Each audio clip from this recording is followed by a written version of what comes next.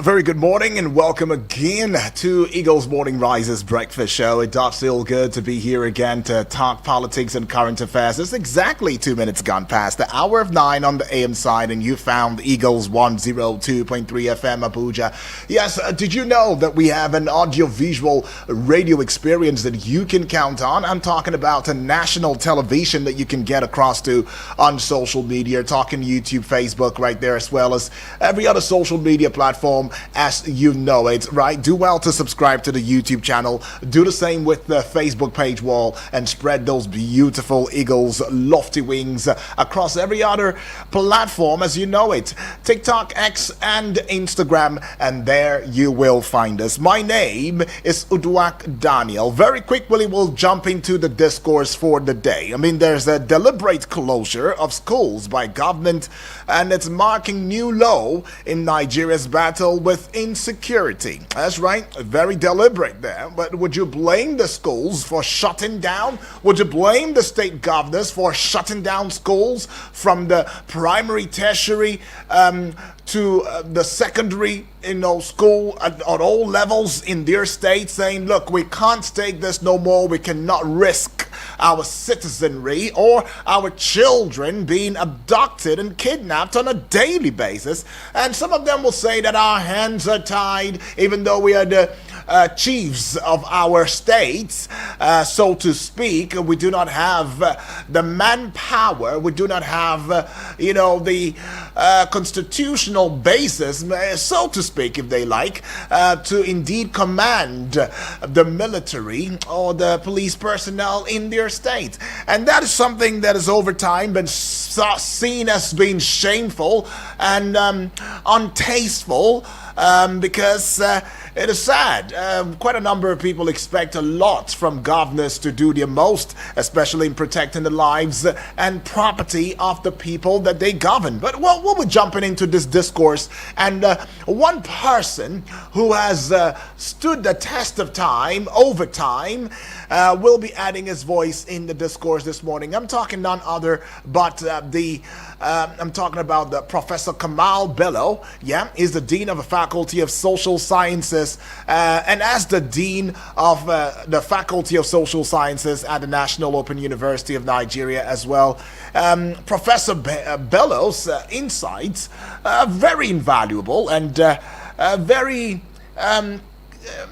concise in understanding the complexities of the issue. But let's dabble into it just very quickly. Now, the recent wave of schools closures in Nigeria due to insecurity is sparking concern, widespread concern, and outrage. I mean, voices for inclusion and equity for women, that is the VIEW, a coalition of northern women leaders, have criticized the federal and state government's decision to close schools in Kebbi, Gombe, Niger, and other states following recent attacks, describing the move as an act of panic rather than protection. So the Nigerian Union of Teachers, NUT, have also condemned the attacks. Now, they have called on the government to take action to ensure the safety of students and teachers. They are threatening to withdraw teachers from classrooms if the situation persists. Now, VIEW, that's VIEW happens to be the Voices for Inclusion and Equity for Women. So they are arguing that the closures reflect a failing security system and will worsen educational inequality, especially for girls. Now, instead, they are advocating for the deployment of heavy and proper security to schools to ensure the protection of students and teachers. But then, if you also look at it from the flip side, the situation is particularly concerning as it's appearing to be playing into the hands of Boko Haram and these terror groups, the militant Islamic group that has been fighting to establish an Islamic state in Nigeria. Now, take for example Boko Haram's name, which translates to Western education is forbidden, suggests that the group's ideology is opposed to Western-style education. Now, the recent attacks on schools and the subsequent closures may also be seen as a victory for the group. Oh, if you ask me, yeah, as it advances their agenda of disrupting Western education in Nigeria. Now, you should also recall that Boko Haram has been responsible for numerous attacks on schools, students, even teachers in Nigeria, including the infamous Chibok schoolgirls abduction in 2014. I mean, the group's actions have been widely condemned, and the international community has been working tirelessly to support Nigeria's efforts to address the insecurity issue. But how far has that come to be in the light of the spate of happenings in this country? Now, contextually, though, the closures of schools may be seen as a setback for Nigeria's efforts to addressing the insecurity issue and promote education. Now, VIEW and NUT's stance is emphasizing the need for a more proactive closing of schools, proactive approach, I beg your pardon, to addressing the insecurity issue rather than the simple closures of schools and abandoning students to the whims and caprices of terrorist groups. Now, we have our guest who is already on standby. I'm talking about Professor Kamal Bello. He's an erudite prof. He has always had his voice in matters, of politics and current affairs over time, and he's also here to add his voice timelessly in the discourse. Welcome aboard, Professor Kamal Bello. Hello, Prof. Are you there? Hello? Can barely hear you, Prof.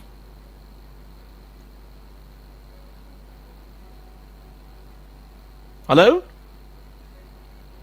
Okay, we will try to see how we can reconnect with the prof. I'm not sure he's aware that his voice is on mute, but we will try to reach out to him one way or the other so we can indeed connect with him and have this conversation. Prof, are you there? Can you hear me?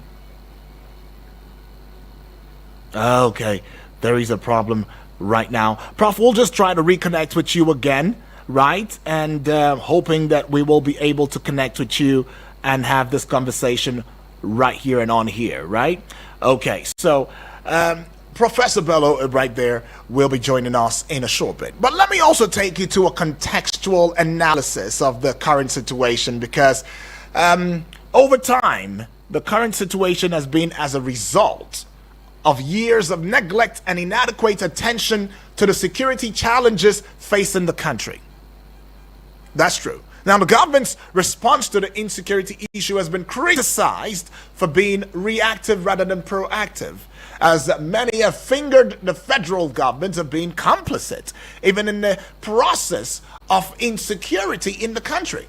And we have seen counter orders and orders being given where soldiers have fingered their commanding officers for giving certain orders that are inimical to the success of the launch or attack on these insurgents or terrorists, and some of them who have gone against such in the media. But then again, it brings us to the place of the complicity, or the level of complicity of the federal government, as well as even top military personnel.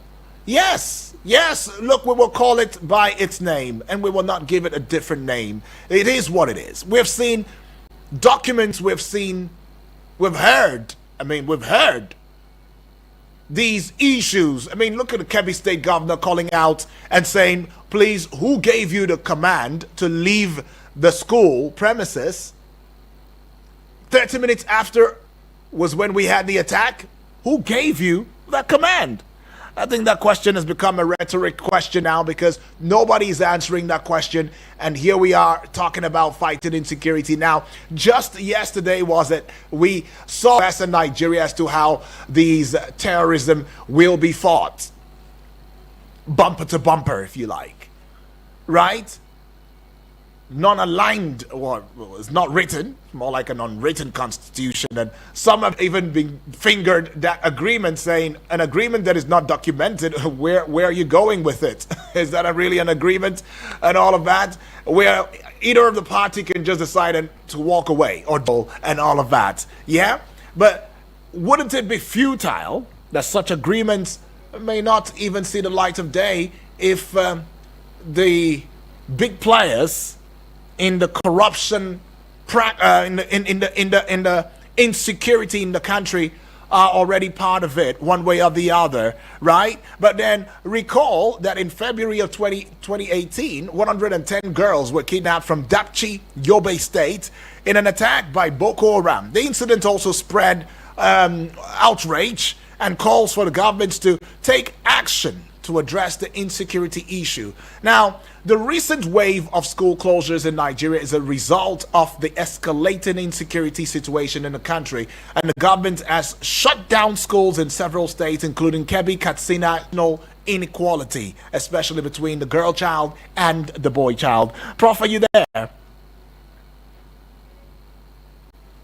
Hello, Prof? All right, we'll just try and connect with Prof this time, but it won't be. We'll try and see how well we can go with this connection this morning, though. But keep listening. This is Eagles 102.3 FM Abuja. Yes, we give you an audio story now. For many students in Nigeria, the closure of schools due to insecurity has meant a disruption to their education and a sense of uncertainty about their future. Now, one student who wished to remain anonymous has added his voice, in the discourse. And here is what he has to say. He says, I was supposed to be in school right now, but I'm at home because of insecurity. It's really frustrating and scary. I just want to be able to go back to school and focus on my studies. So it's very clear that the Nigerian pupil, as against whatever you might hear, they want to be educated, especially for those who have the opportunity to be educated. They want to go to school. But then it seems like the system and the structure that runs the system is saying that we will be shutting down the schools because we cannot protect you. And the big question will be, is it wrong for the NUT to threaten, saying that, look, we will withdraw our teachers because we don't see how we factor in this fight. We don't see how we factor into this fight. We will withdraw our teachers so they can be safe for us. Thereby, the children and the pupil students will also be safe. Even though northern women right there are saying that, oh no, this is more like playing into the hands of the terrorists. It has been what they've always wanted, and now you're giving it to them on a platter. Rather, the government must deploy security personnel to safeguard our children while at school receiving quality, whether quality or not, but education, one way or the other. And now we've seen states, northern states, close or shut down schools in their respective states, northern state governors. I mean, I mentioned a few to you. Let me revamp it. Kebbi, Katsina, Yobe, Kwara, Niger, Taraba, and Plateau states. These states have in one way or the other shut down one or two schools, or three or four or more, in view of the insecurity, because clearly they have no power. Very evident. This is fact. They have no power whatsoever to tackle the surge of insecurity in their respective states. Well, Prof, are you there? Good morning. Hello, Prof. Hello. Hearing. Okay, can you hear me? I I'm hearing you. All right, Prof, welcome, right? Prof, very quickly, because time is not even on our side anymore, what do you think about the various arguments? I mean, northern women are coming out to saying that it is wrong, that we should have our schools, our citadel of learning, shut down in all of these states. They argue that rather than shut it down, why not give security personnel the order to protect our children while they received education? However, NUT, having analyzed the situation, have threatened the federal government, saying, look, we will withdraw our teachers. Enough is enough. We can't have our teachers, caught up in the middle of the wildfire. No. How do we factor into this whole insecurity and banditry? How do we factor into terrorism? All we ever did was send our teachers out there to teach our children. So why are they being abducted? And ransoms heavy are being requested. No, we will not have this. Where do you place your stand, and how do you think that this situation can be ameliorated?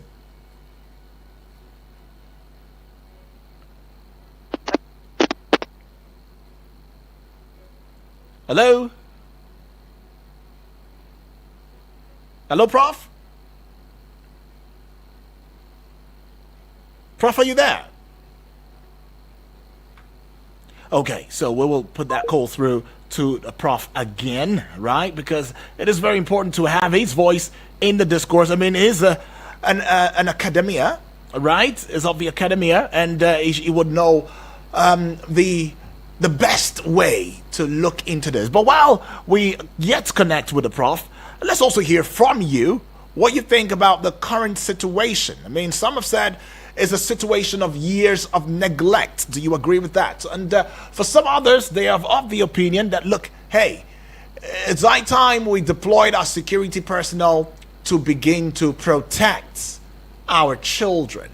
In fact, when we also talk about protection for our children, are we talking police or are we talking the military? Because we're now seeing military dabble their hands into internal affairs when they're supposed to be external, so to speak, right? Is this a good sign? Or could this mean that, look, regardless of whether you're internal or external, whether you're military or paramilitary, all we need is that all hands must be on deck to tackle this situation. And until we come out from it safely and soundly, can we now say, okay, there's a differentiation between internal crisis fighters and the external crisis fighters? Because right now everybody's involved. One way or the other, you and I, we are all involved. We were not there. We probably didn't know how we started. We probably don't know the ideology that runs it. But now our children are affected, and it means that you and I are involved one way or the other, right? So let me know what you think about these two contradicting arguments, right? Is it about providing more safety? Is it about withdrawing teachers and telling the children to go back home to their parents and just stay safe until we can really find a clue, find our way, find our path out of these unrighteous, unwholesome, unholy friendship between federal government and the military and the terrorists, because it seems like we're going in bed with them. Negotiations where they have boldness to come out and tell us how the children were negotiated for. Hello, good morning. Hello, Chief Barrister. Yes, good morning to you, Achanya. How you doing? Where are you calling from? Fine, thank you. I'm calling from airport. Awesome. Talk to us, Achanya. It's better for the children to come back to their parents than being killed or being kidnapped. Since the Jagaban of this country cannot, they are playing with people's life. They are playing with people's life. So it's better for them to go back home or stay with their parents than being kidnapped. All right, Ochanya right there says, better these children go back and stay with your parents than being kidnapped, right? But what do you say? What do you say? Should we now give in and succumb to the terrorists and say, finally, you've had your way, so you're in charge right now? Does it also seem as though we're running a parallel government here now? Because I'm trying to understand, are there two federal governments, running? Or do we not have only one GCFR? Or does GCFR is only for a certain region and a certain region cannot be GCFR'd, so to speak? Hello, good morning. Good morning. Yes, good morning to you, Moses. Yeah, this Moses from Suleja. Talk to us, Moses. Yeah, thank you. You raised an issue that has been an issue of concern. Right.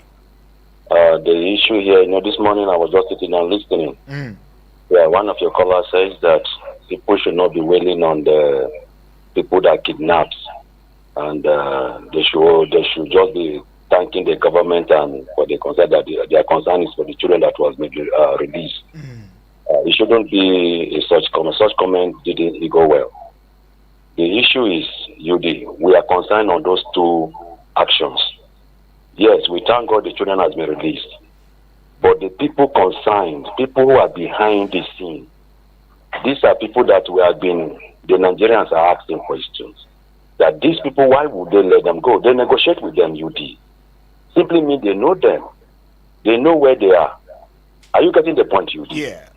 You make negotiation. These children have been released. Then you allow these people to go free. Simply mean you just kill a snake, you didn't cut the head. You get a point? So I remember during Abacha regime, where there was a terrorizing community by these armed robbers. I remember those years. We have some armed robbers, notable armed robbers around our community. But do you know what Abacha did? Abacha gave a presidential order that anyone behind armed robbing case should be arrested and be killed instantly. Even people we knew within our community, they raped them, they arrested them, they killed them instantly. And since that time, did he stop? Did he stop? Yeah. So since that time, the issue of armed robbery within that period stopped. So if these bandits, their sponsors, people behind it, are not apprehended, the issue of bandits will still continue. Look at what is happening to our school now. You made mention of proactive. If our security are proactive enough to bring out the sponsors, people that are behind all this, the issue of bandits will be a last story. They know them. They know where they are. Thank you. I rest my case. All right. Moses says, thank you. I rest my case. They know them. They know where they are. Hello. Good morning, Prof. Hello, Prof. Good morning. Yes, I'm with you. Oh, okay, Prof. Well, you've heard family members. They've added their voice to it. We've heard Ochanya saying that, look, you know what? Better our children come back home and we see them. They're not going through any psychological trauma. They're just there with us at home. The little discipline we can, we will discipline them. But for us to let them go to schools, no way.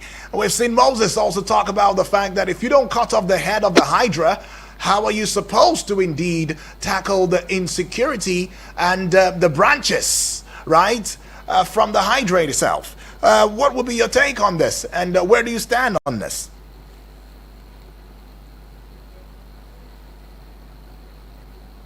Hello?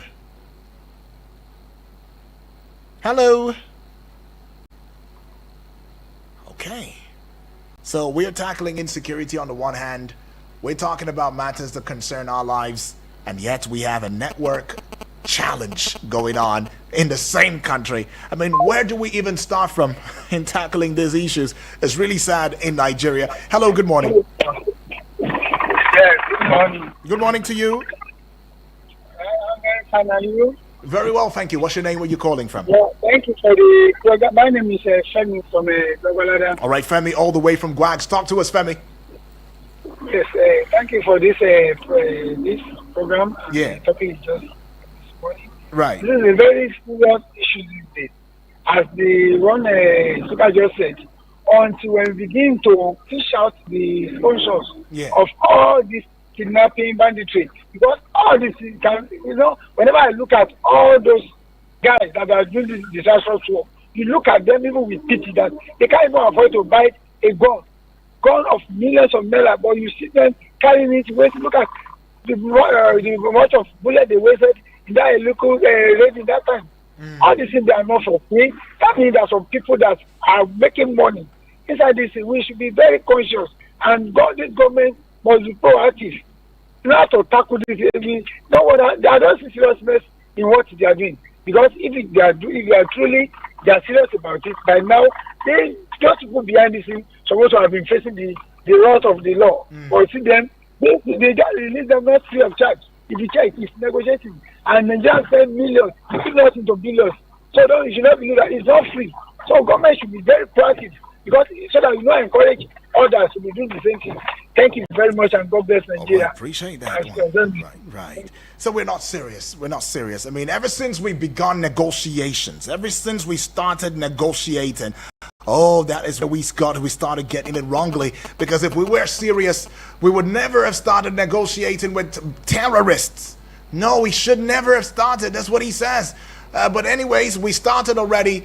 Until the sponsors are fished out, no way. There is no leadway. Hello, good morning, Prof. Good morning, I'm with you. Okay, Prof, talk to us. Where do you stand in all of this? I was trying to say that they are the government and they are the security. They see inside and out of this problem. We are outsiders. Wherever the directors will go.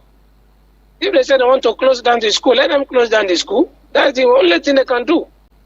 In this era, 2025, 21st century, we are still blocking road for security. Instead of us to use gadgets to detect where those people are. So that's the highest we can give ourselves in terms of leadership, in terms of security. Are you there? Yes, please, go ahead. Yes. In terms of security, in terms of leadership, that's the best we can give ourselves. We are using our last 11 to play the best football. So, and that's the problem we are facing. So what do you think? Our leadership are recruited, not based on merit. Same for security. Our security personnel are still using the archaic local system of security. We still block road, we carry gun for security in the 21st century. It's pathetic. So hello? Let me ask you, Prof. Yeah. Yes. Ask me. What blow is this sending, or what signal is this sending to the education sector in itself? It's not only education; it's an all-round thing. Right. Our education is falling already. The standard. Yeah. And we are closing school because of security. It will fall more. There's no any magic about that. Our standard of education is falling, and we are closing schools. And where this is happening in other part of the country, national gap and the south is there before. It become widening. It will widen more. So do you blame the NUT for threatening to withdraw their personnel, their teachers, from these schools in the northern region over insecurity? It is just a kind of a professional association, which is more advisory. They don't have the power of force. Because if you say teachers will withdraw, although they are killing them too, they are picking students, they are killing teachers. So it's advisory that any teacher want to teach in any part of those places where there's insecurity, you should know what is going to face. Okay. It's not palatable, to be frank. Security, not only security, in our life today, nothing is working. We need more modern ways of approach, even to our leadership system. Not only security. All right, but the Voices for Inclusive and Equity for Women, a coalition of northern women leaders, they are criticizing the federal and state government's decision to close schools in Kebbi, Gombe, Niger, and other states due to the insecurity. Do you support them? Because they are talking. They are condemning. They're saying that there should be more protection for the children in schools. As those women are condemning the federal government and the military for saying, let's call the governors, close down school, can those women can guarantee the security of those children in school? I don't think so. Take a leave. I mean, take a walk. Travel around where those schools were created or were located. The places, even the condition of the students in those so-called boarding schools is pathetic. It's not like those days when provisions were made. So those women cannot protect all those students in their schools. If military said they cannot protect, who are you as a civilian to say, go back to school and protect us? All right. They're handicapped. Well, the process of recruiting more soldiers takes time. You can't recruit soldiers today and put him to go and be guiding. He has to take 6 months under training. And there's money. So, Prof, and the economy of Nigeria is not like before. Prof, where do we go? Where do we go? You know, from here, where do we go? We continue to go gradually. We can't go faster than this. So we have to follow the federal government at the pace the federal government is going. We have no choice. Yes, that's where we are today. They are our leaders. Wherever they push us, that's where we go. You can't go faster than them. We are not on the seat. We don't know what they are seeing. And we are suggesting that don't close the school. Just secure us. And I'm telling you, to recruit soldiers today in Nigeria, you have to train them for at least 6 months, if not 1 year. Then before you put them, somebody is saying he talked to the military, deploy soldiers here, and it's expecting them to deploy it that very day. Where are the soldiers? Everywhere in Nigeria is insecure. The soldiers are out of the barracks, unless they recruit more. And the process of recruitment of security officer is not like you want to recruit teachers. Now bring your certificate and enter. So is this to mean, Prof, from your analysis as an academia, the security infrastructure in Nigeria is seemingly overwhelmed? Is that what it is? It's overwhelmed. There's no doubt about that. It's overwhelmed. Travel out of Nigeria. You see soldiers are the one guiding us. Every road you follow in Nigeria, you see soldiers. They are overwhelmed. Okay. And out of those of them working, because many of them are being killed every day, which need replacement. All right, Prof. Let's just take a breather right here, pay some bills. We will be right back, and we will start taking the calls. Right. All right. Yes. Still the Eagles Morning Rises Breakfast Show, and yes, we're looking at the matter that concerns the shutting down of schools. I mean, deliberate closure of schools by government, marking new low in Nigeria's battle with insecurity. I mean, states such as Kebbi State, Yobe State, Taraba State, Plateau State, Katsina, Kwara, Niger State. All of these states are beginning to shut down their schools, and the children are beginning to get back home to their parents. And then we celebrate how these children have been rescued. Oh, this little, maybe 13, 14-year-old, some even pupils, little children, little child, nursery, primary. Are you serious now? Being abducted?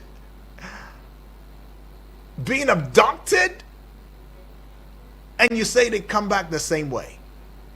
And then when they come back, are we celebrating their return? When the very process of bringing them back is a result of negotiation with the same people who abducted them in the first place? And we call it non-kinetic.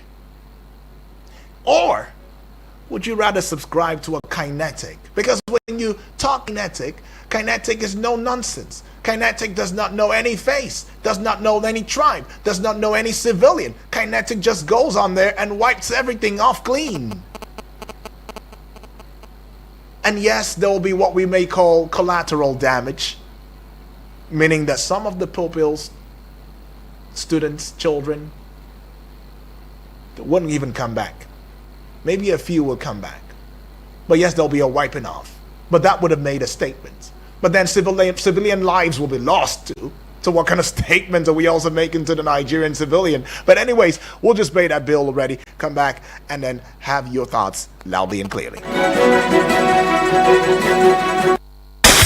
Are you ready for this? Keep that frequency clear. We're live. I woke up with the Eagles.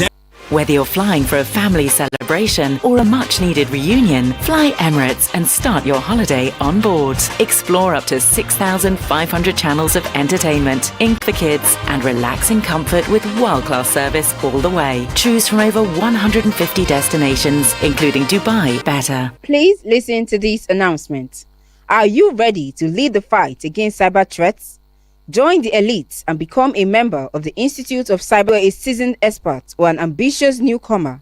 The Institute Professionals offers world-class training, cutting-edge resources, and a powerful network of professionals driving digital defense forward. Your skills matter. Your future starts here. Apply now to become a certified member of Institute of Cybersecurity Professionals and take your place at the forefront of cyber resilience. You can visit our website at www.icspng.com and secure your future. You can also visit our office at Suite 13, Candlelocks Plaza, beside FIRS, Duse Junction, Kuba Expressway, Abuja. For more information and inquiries, please call 070-3773-6911. Again, 070-3773-6911. You can also reach us on 070-8388-6662. Once again, 070-8388-6662. Things they happen for our community, eh? Now I can recoup back all the money I have spent on this annoying family. Hey, yeah, that woman own don't finish. My dear, let's go and greet them, okay? Hey! Join Media Coalition and Aware 10 a.m. on Eagles 102.3 FM Abuja. Join us to kick human trafficking out of our society. I Wish I Knew radio drama and program is brought to you by Mikas and funded by the Ministry of Foreign Affairs of Denmark. Please listen to these announcements. The Champions presents Health and Safety Symposium, a power-packed event you do not want to miss. Get ready for a day of free medical checkup for early attendees, consultation and CNG enlightenment, organic products trade fair, music fun fair and awards, magazine launch, and lots more exciting activities. Venue, Multipurpose Hall, Government Science Secondary School, Tungamaje, GAC, Abuja. Date, last Friday of the month. Time, 4 p.m. For more inquiries, please call 080-6930-9553. Again, 080-6930-9553. Come learn, connect, and have fun. Your health and safety comes first.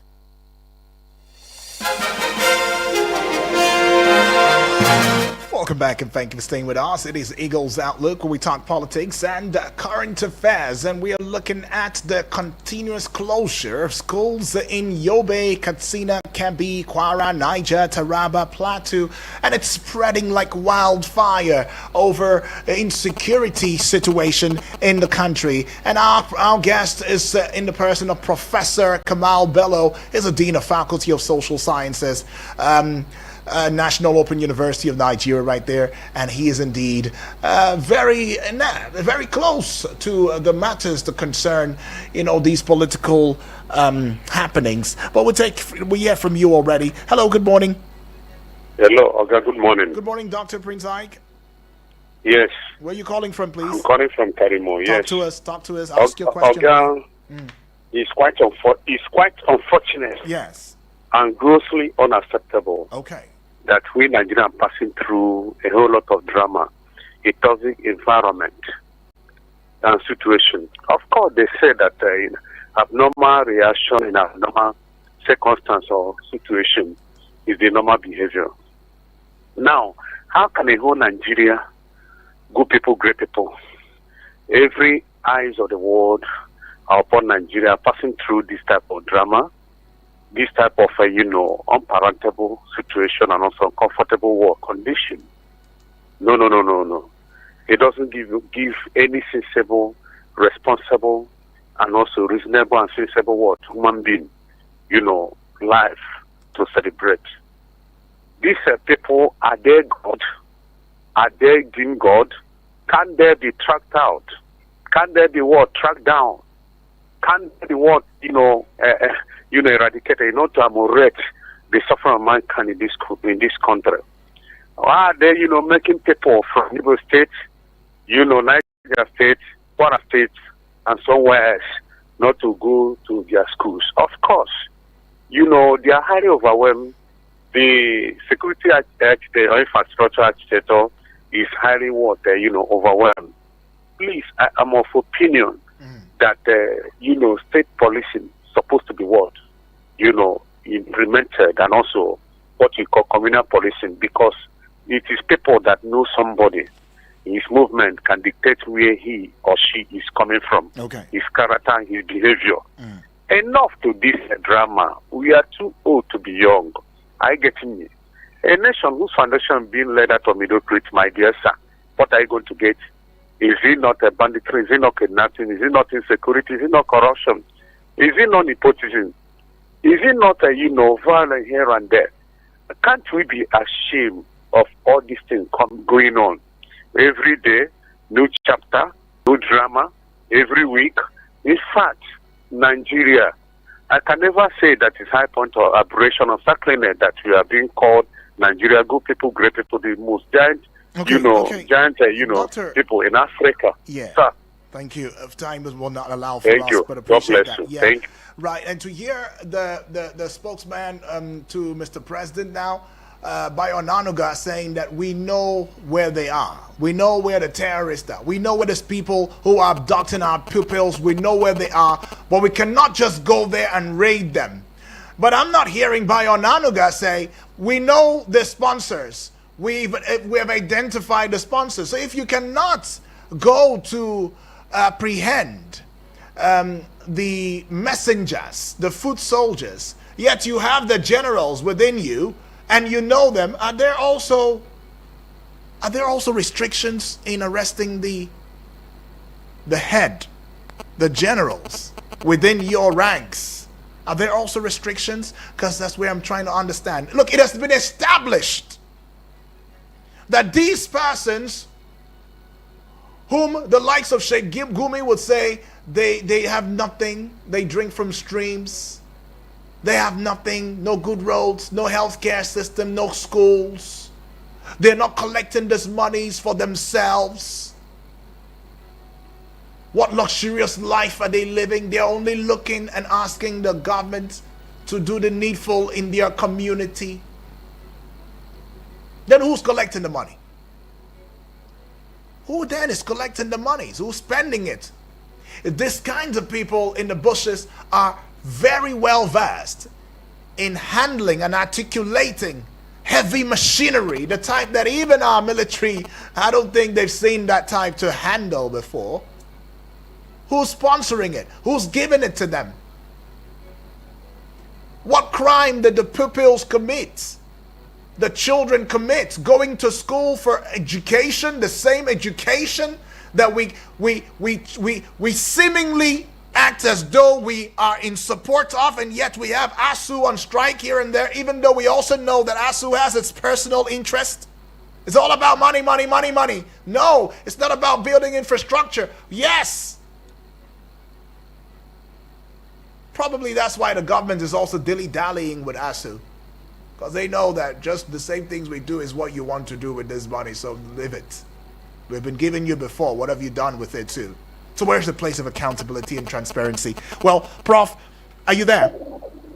I'm there. Prof, talk to us. You say that in your final analysis of this, right, we should just watch and follow our leaders. The way they push us, we follow. Is that not inimical? Or would that not be inimical to growth and development of a country that calls itself sovereign? Will that not be inimical to progress in itself? And is that the only way that we can go about this? continuous watching our children, continuous seeing ourselves being abducted until the leaders feel it's okay and all right to stop before we can now say, okay, this is it? Is that the solution? It's jeopardizing our progress, our development. But there's little we can do. There's little or nothing we can do. Because our recruitment into leadership in Nigeria is weak. It's not a rocket science. It's like a sick person. You are going from this hospital to this hospital, either native doctor to native doctor, unless you get the right doctor who will give you the prescription.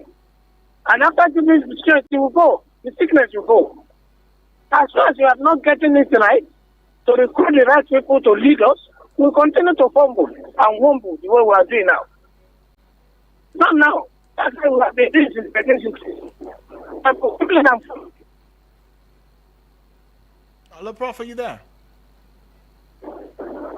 Hello? Hello?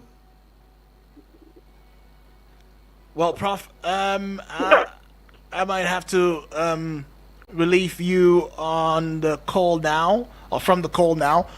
But thank you, Prof. I mean, even the network has proven to us where we are exactly in this country. I mean, we fight almost everything. We are going through a lot in this country. Network providers are adding to it.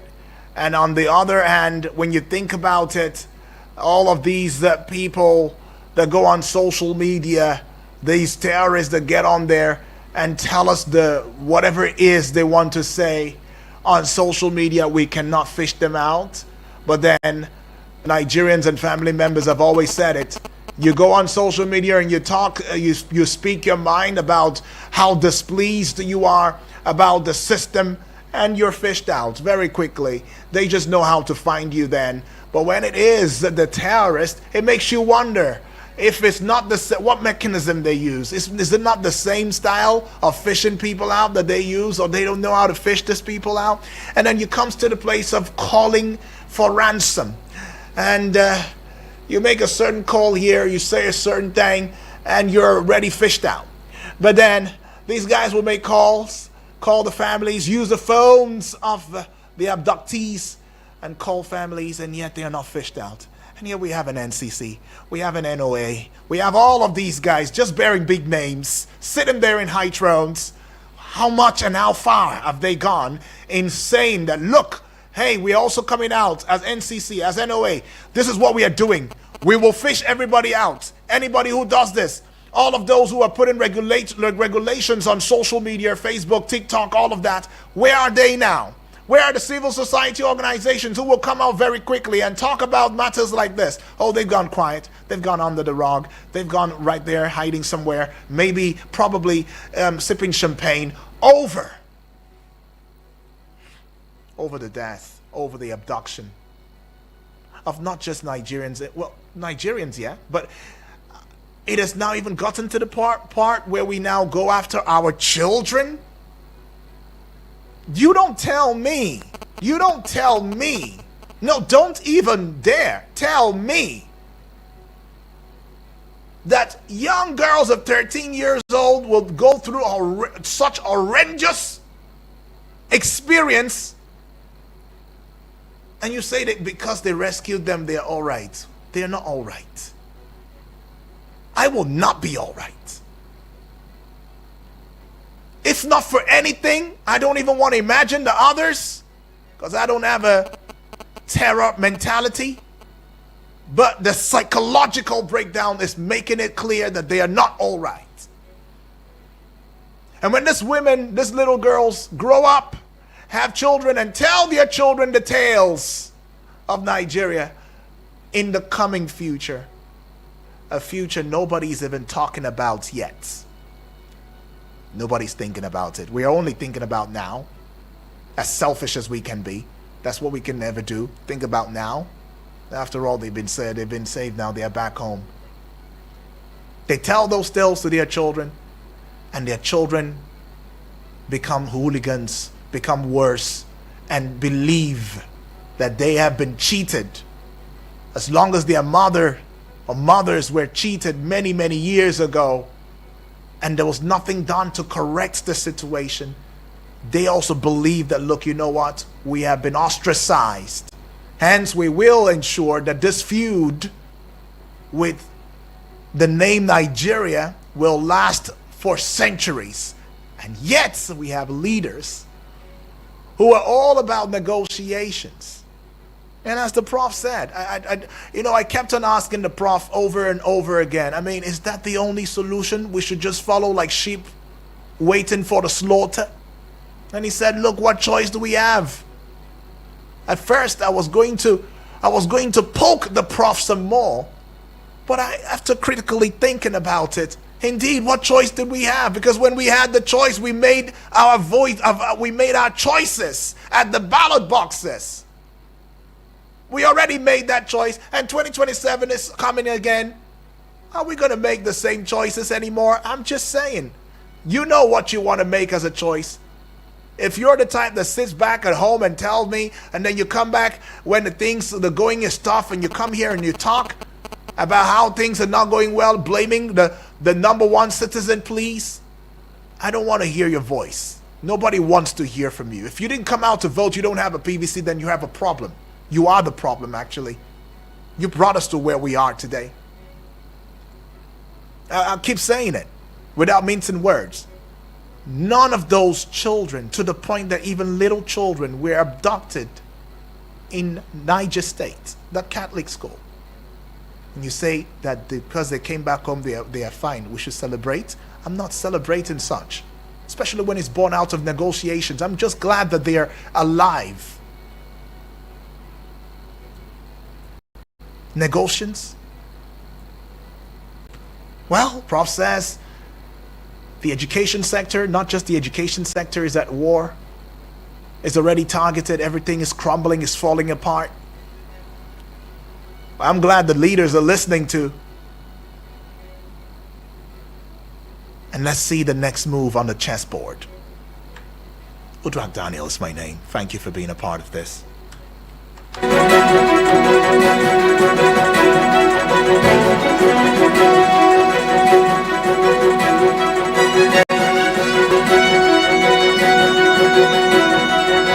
Eagles 102.3 Abuja.